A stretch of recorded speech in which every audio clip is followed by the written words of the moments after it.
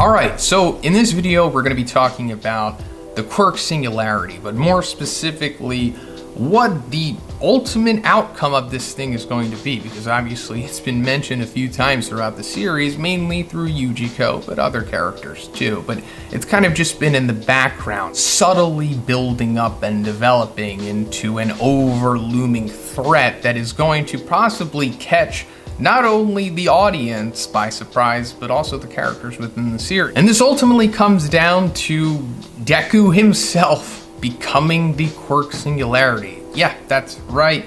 That's where I'm pretty sure this is all headed. But in order to talk about that, I'm gonna have to go into some serious spoilers for the manga.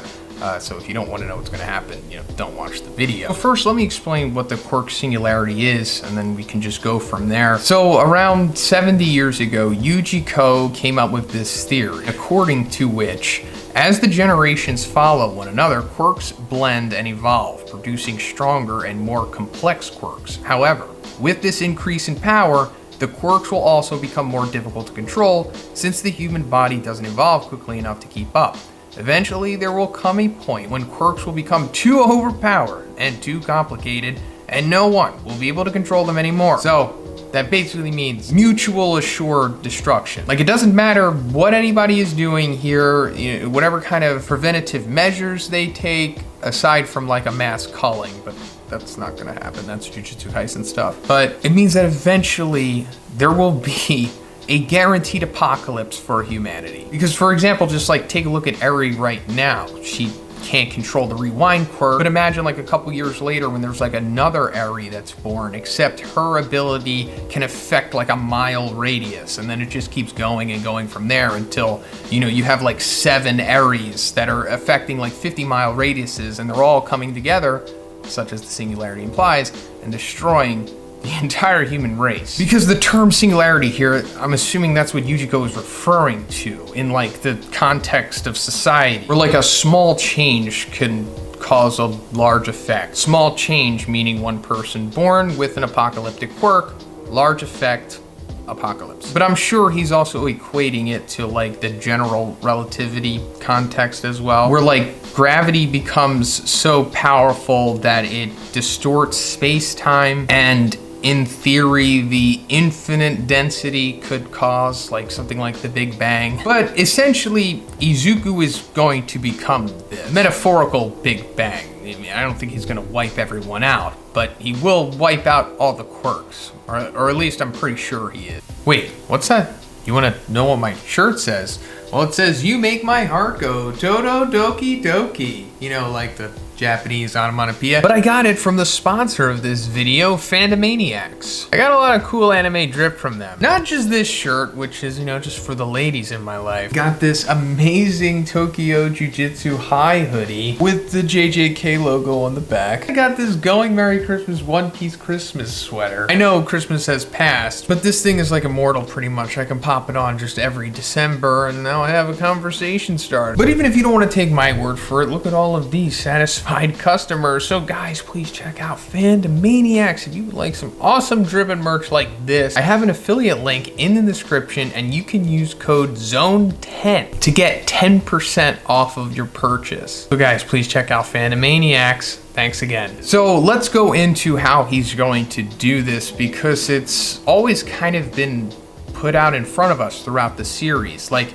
Izuku has been needing, I guess, all of the pieces that he's needed to save the world, or just save humanity in general. And also, let me put out there that originally I thought there was like this big grand time travel theory, as a lot of us did, but after the second and third users were revealed, I was pretty sure there's no longer like a time travel element. And then I started shifting my focus to other things, and I realized, oh, it's not time travel, but it's more so like the Infinity War. Now, I'm not saying that Horikoshi is one-for-one ripping off Marvel, because he's not. As for all mangas too, it's not like they're ripping off the tale of Genji. It's more so like they see it as paying homage to these stories, as where like more Westerner views see it as like plagiarism. But I'm thinking that there's like the quirk equivalents of Infinity Stones in the My Hero world. Now, before I go any further, let me just say everything I'm going to be talking about is pretty wild.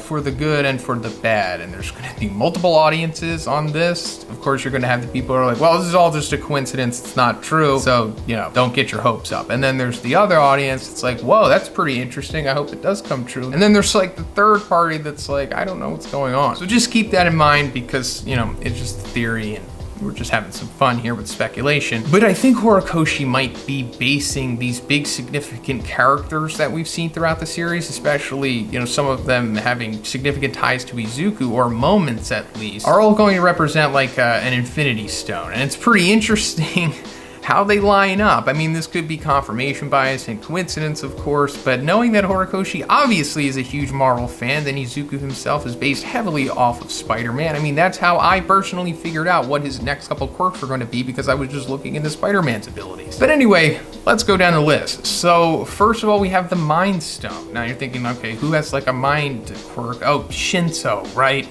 And I guess that's what his ultimate purpose in the series is here. It's kind of a twist in itself, because we all thought he was just a device to send Izuku into the Vestige World, right? Because both times he came into the series, he served the same purpose. But I'm thinking it's more than just that. It's actually, he is the Mind Stone in the Horikoshi verse, because like, he is going to be a part of the final battle here. We saw what his hero costume is going to look like at that art exhibit that Horikoshi had earlier this year. And also just the whole fact that that's how the, you know, the joint training arc settled, with the cliffhanger of, is he gonna go to 1A or 1B? I'm assuming it's gonna be 1A here. And even though it doesn't really matter, because they need literally all heroes to go into this final battle here. So even if we didn't see that leaked image of like what his hero costume looks like and the implications of him fighting alongside UA, we knew that he, or 1A, we knew that he was going to probably come back and be a part of the final battle here, especially because, you know, he can have some redemption and finally be the hero that he always wanted to be, since that's his big character arc. He was born to be a villain, but he wants to be a hero. So then we come to the Time Stone. And this is Eri, of course. I don't think it's been confirmed yet that her ability is like time-based or alters time, but I'm pretty positive it is, because like Overhaul says, you know, she could turn you back to an ape if she wanted to, or something like that. I'm paraphrasing, but it basically implied that there's like a time element to it. And it is pretty cool how, you know, it works just like how the Time Stone does in the MCU. And there's a lot of abilities that I'm going to be going over that sync up with the MCU, but just keep in mind that the MCU is based off of the original Marvel comics. So it's not like Horikoshi saw these dynamics happening in the MCU and was like, mine now. He more so did that with the comics. But I also think that Avengers came out at least 1 year before the first issue of My Hero. I could be wrong, but maybe my editor will put the dates here. But what I'm trying to say is that I think we saw the Time Stone first being used in like 2016 in the movies or something. So I'm saying is that if this is true and Eri is the Time Stone, it's based off of the comics iteration of it, and it more so coincidentally lines up with how the MCU chose to portray it. And also that takes me back to something I've been talking about for years now. If you have been following my channel, you might have heard me say multiple times that I'm always questioning what the purpose of Eri in this series is, and more so just the rewind quirk, because I think that's Eri's purpose. Horikoshi just needed the rewind ability to be in the series, not so much Eri. She kind of came afterwards, or it's more so just a vehicle for this ability. And now I know it's because it's the Time Stone and the significance in the way it will be used at the end, because I'm thinking that this is how Izuku will save Shigaraki, or more so Tenko. And you probably already are seeing where I'm going with this, but in case you're not, I'll explain it. So we've been seeing this mental battle lately internally with like All For One, Shigaraki, but then there's this new little element in the mind world here that's trapped in Mahito's domain expansion for some reason, and that's little Tenko Shimura, who oddly enough proclaims that Izuku is a true hero or something like that. I'm paraphrasing here, but I'm pretty sure this is ultimately leading to not a redemption, but just a whole rebirth boot of Shigaraki. So I don't remember when this interview was from, but Horikoshi was asked, a villain that should be saved, would Shigaraki Tomura apply to this category? And Horikoshi said, yeah, I think so. I think that we have gotten to the point where Shigaraki can no longer turn back though. How should I put this? If I say more, I feel like it'll dampen your imagination, so I won't explain in detail. All I can say is that I hope you look forward to the expansion of the story from here on out. And then I guess this is the translator. I don't remember exactly who this is. I think it's Audrey Itaikimochi on Twitter. I could be wrong. Sorry. Maybe it's Atsushi. But they say it's a bit weirdly worded, but it seems we now know the answer to Horikoshi's hesitation. Tenko may have been savable, but Tomura is not. And that is very true, obviously, since Tomura has gone through the intense trauma already, and that cannot be undone. And also his body has been altered to the point of where it cannot be undone, and his mind is like melding with All for One's right now. So to me at least, this seems like just a little rewind you back to Tenko, before all of the trauma and everything, and that solves that. That would be pretty cool to see too, right? Okay, so we got the mind and the time stone.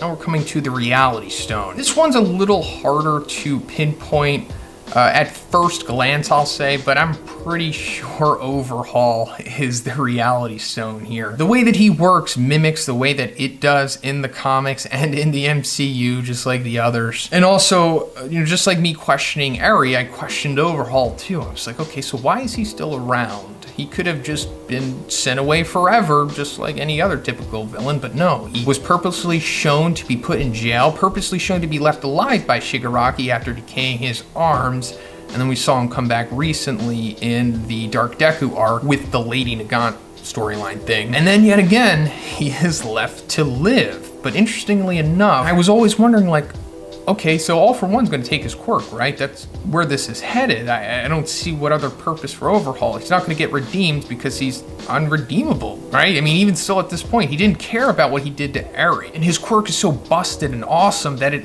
can't just be benched forever in some guy that got his arms decayed off, So I'm thinking he's just a vessel put on ice here because All for One is for sure going to get his quirk, or Izuku is. And that brings me to another point that I forgot to mention. Izuku is for sure going to get all of these abilities, similar to how the Infinity Stones come together on the Gauntlet, but I'm pretty sure that All for One is going to start this, like he's going to start taking these quirks at first, and then it's probably going to end with Izuku taking All for One, and I'll get to that. But yeah, I'm thinking this is why Overhaul has been left alive, and what his ultimate fate is. He's just the reality stone. So then we come to another villain who represents the Space Stone, and that's Kurogiri, the most obvious one here for sure. I mean, he almost one for one lines up with how it operates and works. This is just a great ability for plot too, because you can just get any characters you need to converge in one point. Because before the war arc from last year, there was like 2 different locations and we had to wait for characters to